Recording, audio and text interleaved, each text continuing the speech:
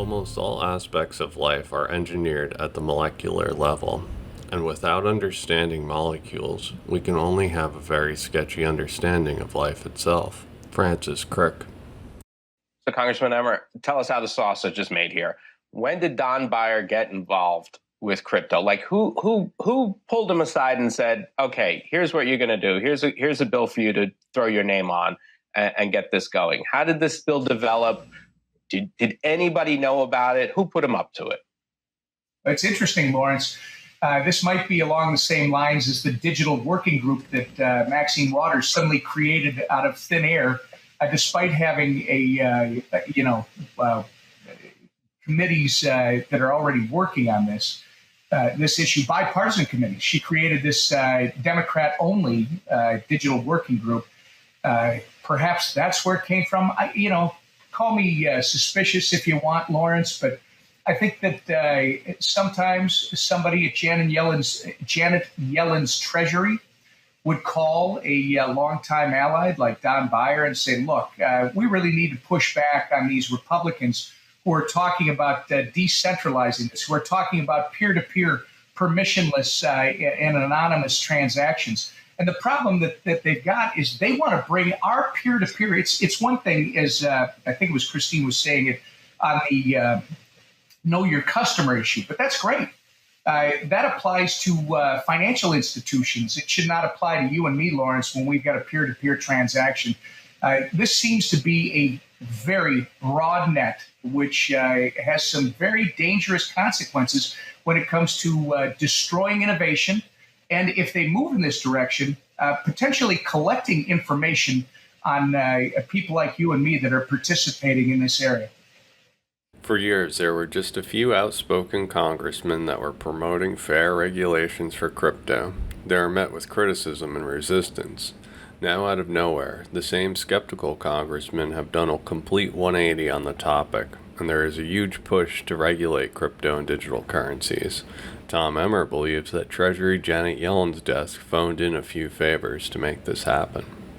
I've had wonderful one-on-one discussions with both senators and members of the House, sometimes in group sessions. I don't want to share, but I compliment senators those and that Treasury secretaries for discussion on crypto. Fed chairs, Treasury secretaries, senators, all everywhere then.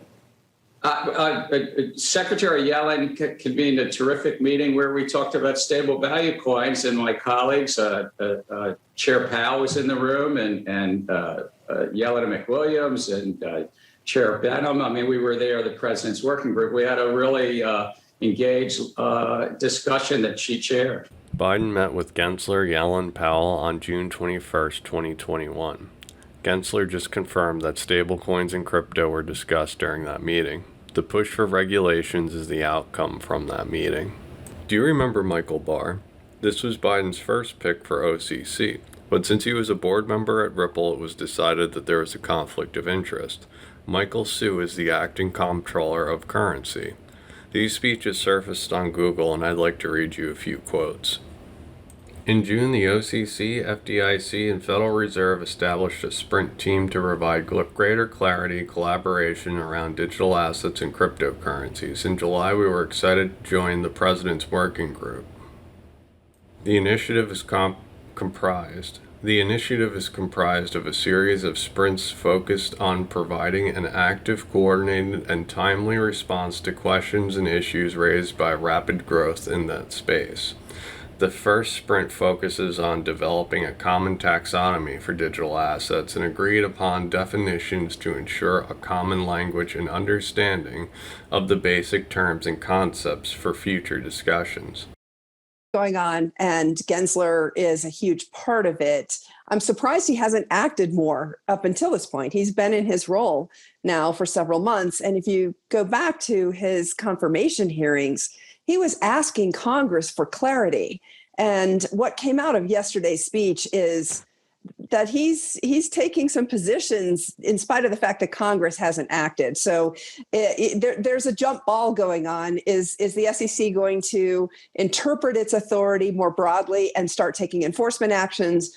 Or is the SEC and, of course, other agencies in Washington going to wait for Congress to give them instructions? But very clearly something's happening. And I must say that Biden, Yellen, Powell, Gensler, as well as a few other key regulators are part of this president's working group. They already know what's going to happen. They've already decided on how this is going to roll out. As Caitlin Long has stated, Gensler wanted clarity from Congress. Now he's done a complete 180. We haven't heard anything from him in months, and now his opinions have changed, and so has his attitude. So do you remember money markets back in 2006, 2007, 2008, and how much money flooded into money markets because the banks were paying like nothing in interest on money and on savings accounts, and the money markets were saying, hey, put your money over here, we'll pay a little more and give you all the benefits of a checking account. And then the crash came, and folks wanted to withdraw their money from those money markets. And we had one of two choices as a federal government, as a nation, and that was either let the money markets crash and drag down the entire financial system because they had become huge, or force the taxpayer to back up those money markets so that they didn't take down the economy.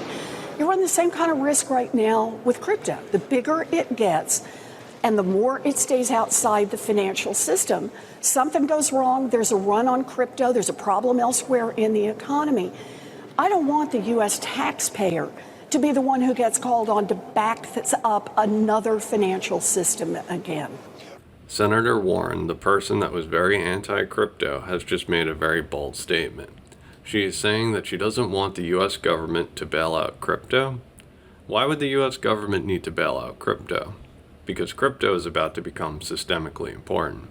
Big banks, institutions, governments are ready to transition to crypto, and Warren knows, Congress knows, Gensler knows, Biden knows, Yellen and Powell, they all know. The regulations are being set up for the big players. Noting, though, one of the things that I think is difficult for folks who haven't been around and don't have the proverbial gray hair to understand is that the SEC has 5 years to go after bad actors here. They can take their time, whether you think that's fair or not. That's what the law is. And in the case of the Ripple lawsuit by the SEC, it took them 8 years. And the reason that they kept going for 3 years after the statute of limitations expired is that they had apparently agreed with Ripple to toll the statute of limitations to give themselves extra time. I actually think they need to act. I don't think those kinds of behaviors are helpful. To sue someone 8 years later over something that might actually be a valid dispute. The law is not clear in some of these areas. But the SEC, just because they have not acted yet, it absolutely does not mean they won't. I think they will. They take their time and they get their ducks in a row first. The SEC has had 5 years for a statute of limitations, but Ripple agreed to extend it for 8. Why would they agree to that?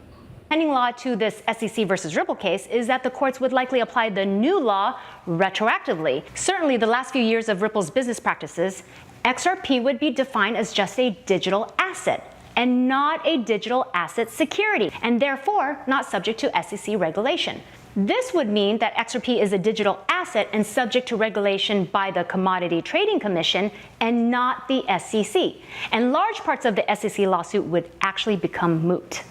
This bill was just introduced, and we don't know the time frame for passage or if it will pass, but it certainly clarifies digital assets in a common sense way. Crypto regs are snuck into the infrastructure bill by anti-crypto congressmen. Don Beyer, out of the blue, a U.S. lawmaker who previously showed little interest in crypto, has introduced a new bill, separate from the infrastructure bill, that will give XRP clarity. So a bunch of congressmen that had no interest suddenly have an interest. Emmer believes that they got a phone call from Yellen's desk. I think this is a matter of national security, and the president's working group is playing catch-up. Let this sink in. The congressmen that were anti-crypto presented a bill that will provide clarity for XRP and supersede the XRP security lawsuit. When this bill gets redefined and rewritten, do you think that the pro-crypto congressmen will object to giving XRP clarity? To quote my friend Digital Asset Investor, the whole world is a stage. Are we going to enforce our way out of that system? That's because I believe that the reason our banks have massively gotten out of the developing world and emerging markets is because in 2012, there were lots of decisions that were made to go after banks, U.S. banks, Western banks, with massive enforcement cases in connection with anti-money laundering and sanctions evasion. And the net output of that was two things. One, those banks started to spend a lot more time, effort, and money on sophisticated compliance programs, which is important. But they also then made the business decision to just pull out of the developing world and emerging markets. And when I say that, I'm talking about Africa. I'm talking about parts of the Western Hemisphere, parts of Latin America, and which is why people were begging me for help to get them access to U.S. correspondent banking. That is where an enforcement-only approach landed us. It landed us in this place where we have huge gaps around the world from a U.S. financial center perspective. Without a doubt, China is taking advantage of that. It's no accident that there are more Alipay users today than all of the major other global fintechs combined. And we have to make a decision, right? The US government really has to make a decision as to whether it wants to be at the center of what I believe we have potentially in crypto, which is transformational technology that can bring many, many more people into that financial ecosystem. And that, from my perspective, is the real national security issue, because if we shove these innovators who are like extraordinarily big brains, right? If we just push them out of the United States, I fear that 3 to 5 years from now, we're going to wake up in a fundamentally different place from a global financial infrastructure perspective. And the US is going to get, in many ways, in many parts of the world, we're really going to get left behind. And that's the threat here. We have to have a much bigger view of what our long-term objectives are and how we're going to achieve them. I believe the President's working group is to set everything up for the digital dollar, as well as some key blockchains that have been determined by the G20 for specific use cases, the beginning stages of the Internet of Value. These correspondent banking relationships are failing due to red tape. XRP can extend the reach of the dollar by reaching developing economies in a transparent and compliant manner. Liquid Marketplace are now sponsors of the show. In the near term, they will be offering a platform to invest in collectible cards. You'll be able to invest in unobtainable and rare cards. The cards will be stored in an institutional vault with insurance. Tokens will be issued from the real-life asset for investors to have fractional ownership. This is early, but I wanted to give everyone a heads up to take a look at their website.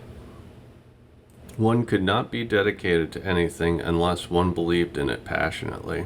Francis Crick. Thank you for liking, watching, and subscribing. If you enjoy my work and wish to support my channel, please consider joining my Patreon. Remember to hit the bell.